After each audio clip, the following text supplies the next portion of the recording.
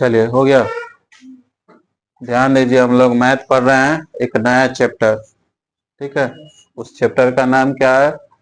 सांख्यिकीय आंकड़ों और उनके प्रस्तुतिकरण। ठीक है, सांख्यिकीय आंकड़ों और उसके प्रस्तुतिकरण।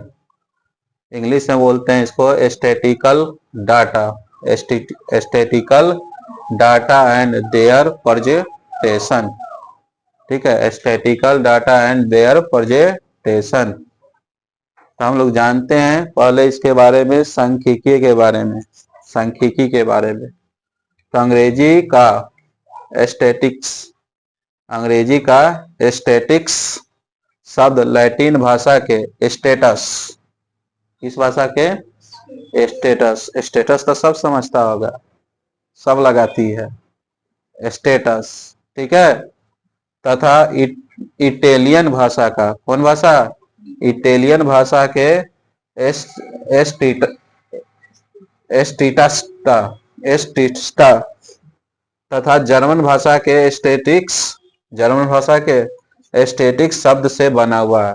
ठीक है, मतलब अंग्रेजी भाषा का कि कौन सा? स्टेटिक्स शब्द, और लैटिन भाषा का स्टेटस शब्द, और इटालियन भाषा का स्टेटस्टा शब्द, और जर्मन भाषा क्या?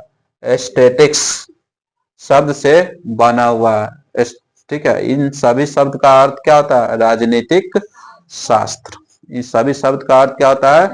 राजनीतिक शास्त्र। तो सीधे हम लोग को सांख्यिकी के बोलेगा तो किसके? उस सांख्यिकी को हम लोग क्या बोलते हैं? स्टैटिक्स।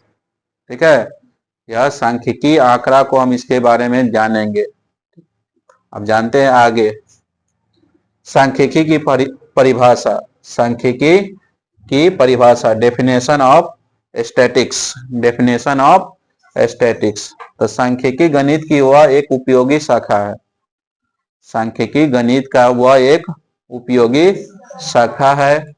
विज्ञान की विभिन्न शाखाओं एवं राज्य, विज्ञान का भी एक शाखा है, ये नहीं कि सिर्फ गणित का ही शाखा है, यह विज्ञान का भी एक शाखा है। राज्य या किसी भी संस्था, राज्य या किसी भी संस्था, राज्य मतलब समझ रहे हैं ना, जैसे हम लोग किस राज्य में है? बिहार राज्य में। किसी भी संस्था, कोई भी संस्था, मान लीजिए कोई क्रिकेट क्लब हो जाएगा, कोई कोई और संस्था भी हो सकता है, कोई इंस्टीट्यूट का भी संस्था हो सकता है। ठीक है, विभिन्न सामाजिक, आर्थिक एवं राजनीतिक परिस्थितियों तथा समस्याओं का अध्ययन किया